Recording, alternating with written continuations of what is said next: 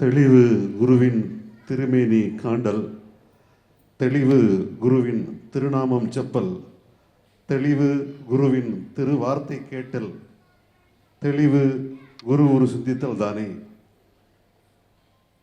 இந்த மங்களகரமான மாலை வேளையிலே வழுவூர் பாரம்பரியத்தின் வழிவந்த மதிப்பிற்கும் மரியாதைக்கும் உரிய வழுவூர் திரு பழனியப்ப பிள்ளை அவர்களுடைய மாணவி குமாரி சாய்மீரா அவர்களுடைய பரதநாட்டிய அரங்கேற்றத்திலே நான் கலந்து கொள்வதிலே மிக்க மகிழ்ச்சி அடைகின்றேன். இந்த அரங்கத்திற்கு வருகை தந்திருக்கின்ற அனைத்து பெருமக்களுக்கும் எனது வணக்கத்தினை தெரிவித்துக் கொள்கின்றேன். பரதநாட்டியம் இயல் இசை நாடகம், இயல் இசை நாடகம் என்ற 3 எழுத்திலே அடங்கியிருக்கின்ற இந்த இசை உலகமானது நாடகத்திலிருந்து தான் முதலில் தோன்றியது. ஆதி காலத்திலிருந்து மனிதன் தோன்றும் பொழுது மொழி கிடையாது, இசையும் கிடையாது. அங்க அசைவுகளால் மட்டுமே அவர்களது உள்ள பரிமாறுகளை அவர்கள் பகிர்ந்து கொண்டார்கள். அதன் பிறகு மொழி தோன்றி இசை தோன்றி அந்த வழியாக இசை இன்றளவும் வாழ்ந்து கொண்டிருக்கிறது, என்றளவும் வாழ்ந்து கொண்டிருக்கும். எனவே இயல் இசை நாடகம் என்ற ஒரு தலைப்பிலே முதலில் தோன்றியது நாடகம்தான், அதாவது கை அசைவுகள் தான் என்ற வழியிலே இந்த இசை உலகில் முதலில் தோன்றியது பரதநாட்டியம் தான். பரதநாட்டியம் தான் ஆதி அடித்தளம் இசைக்கு.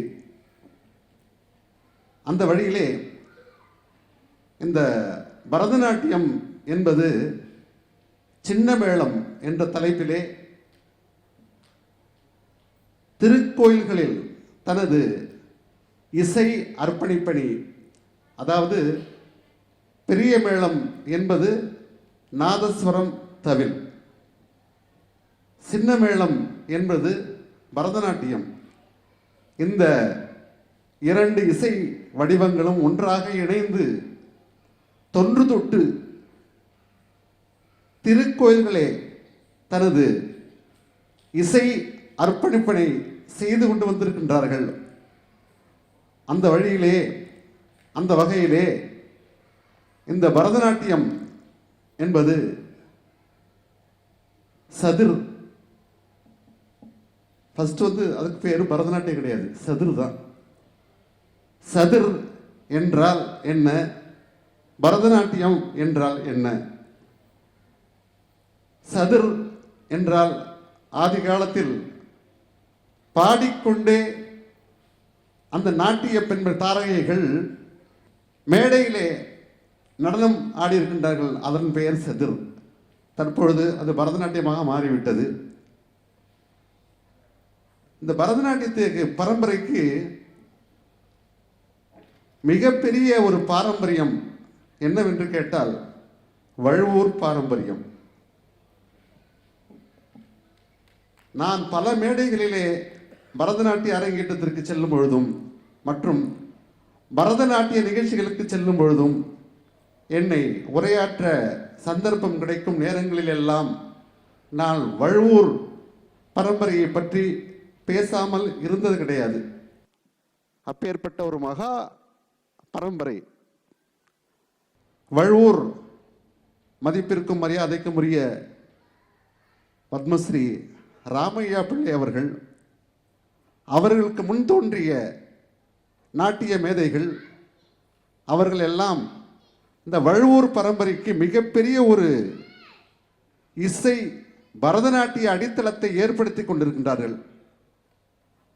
அதன் வழியிலே மதிப்பிற்கும் மரியாதைக்கும் உரிய கலைமாமணி வழுவூர் திரு சாம்ராஜ் அவர்கள் அதனை அந்த பரதநாட்டியத்தை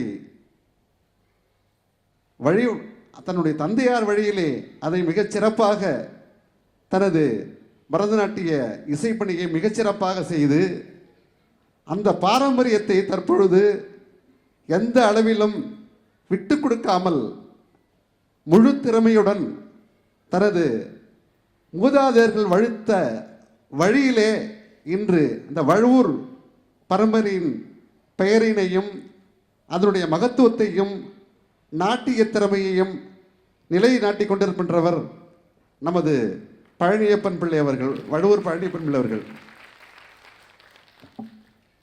அதாவது பாரம்பரியம் என்பது இறைவன் கொடுத்தது.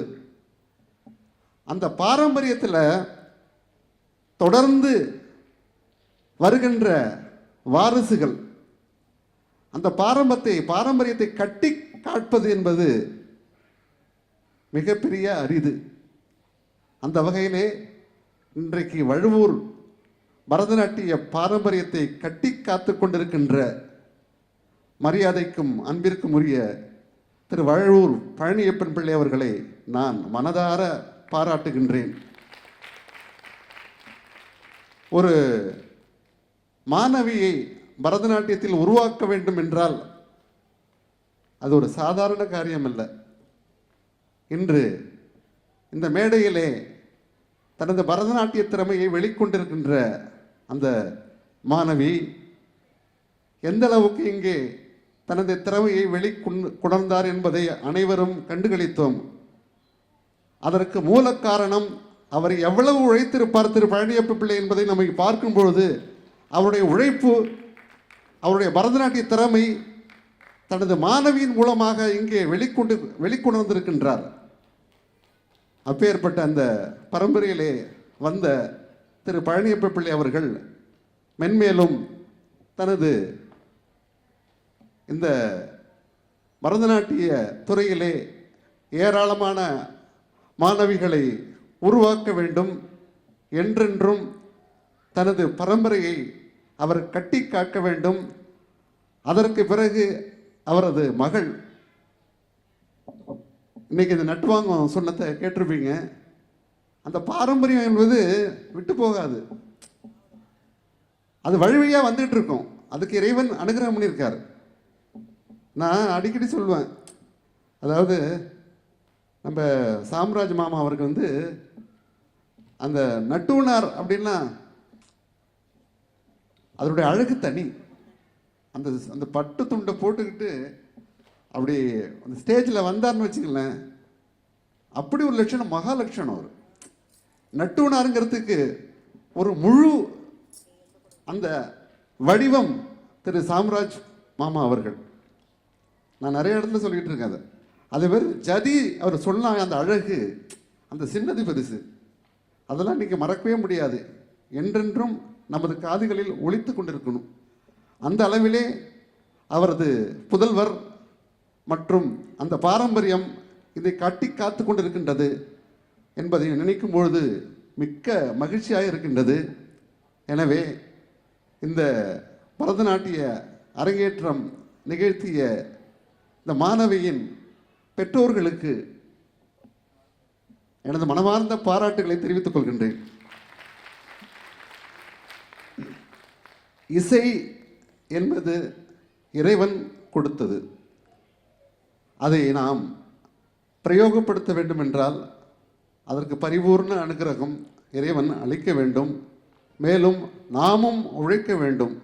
எனவே தனது இசை திறமையால், அதாவது பரத திறமையால் இன்றைய தினம் பரத அரங்கேற்றம், ஆடல் அரங்கேற்றம் செய்திருக்கின்ற அவரது பழனியப்ப பிள்ளை அவருடைய மாணவிக்கு எனது மனமார்ந்த வாழ்த்துக்களை தெரிவித்துக் கொண்டு, அவர் மென்மேலும் பல மேடைகளிலே தனது பரத நிகழ்ச்சிகளை செய்து கொண்டு தனது குருவிடம் மேலும் பல நுணுக்கங்களை தெரிந்து கொண்டு இன்னும் மென்மேலும் மிகச்சிறப்பாக அவர் ஒரு பரதநாட்டிய தாரகையாக விளங்க வேண்டும் என்று கூறிக்கொண்டு, இந்த வழுவூர் பரம்பரை என்பது மென்மேலும் வளர வேண்டும், என்றென்றும் இந்த இசை உலகத்திற்கு தனது பரதநாட்டிய அர்ப்பணிப்பினை செய்ய வேண்டும் என்று எல்லாம் வல்ல இறைவனை வேண்டிக் கொண்டு மற்றும் இந்த நிகழ்ச்சிக்கு வருகை தந்திருக்கின்ற சிறு அன்பு சகோதரி கலைமாமணி சோபனா ரமேஷ் அவர்கள் திரு சாம்ராஜ் மாமா அவர்களுடைய சீடர். எனவே இன்னும் சொல்லப்போனால் இந்த வழுவூர் பரம்பரையில் ஆதி காலத்திலிருந்து ஏராளமான திரைப்பட தாரகைகள் எல்லாருமே அவர் உருவாக்குனது தான். அப்பேற்பட்ட இந்த பரம்பரை மென்மேலும் வளர வேண்டும் என்று கூறிக்கொண்டு அனைவருக்கும் நன்றி கூறுகின்றேன். எல்லாம் வல்ல இறைவன் அனைவருக்கும் அனுகிரகம் செய்ய வேண்டும் என்று கூறிக்கொண்டு இந்த வழுவூர் பரம்பரை மென்மேலும் வளர வேண்டும் என்று கூறிக்கொண்டு அந்த மாணவி தனது பரதநாட்டிய திறமையை வளர்த்து கொள்ள வேண்டும் என்று கூறிக்கொண்டு அன்போடு விடைபெறுகின்றேன். நன்றி, வணக்கம். இப்பொழுது திருமதி சோபனா ரமேஷ் அவர்களை இந்நிகழ்ச்சியை பற்றி சிறு வார்த்தைகள் பேசுவதற்காக மேடை கழிக்கின்றோம்.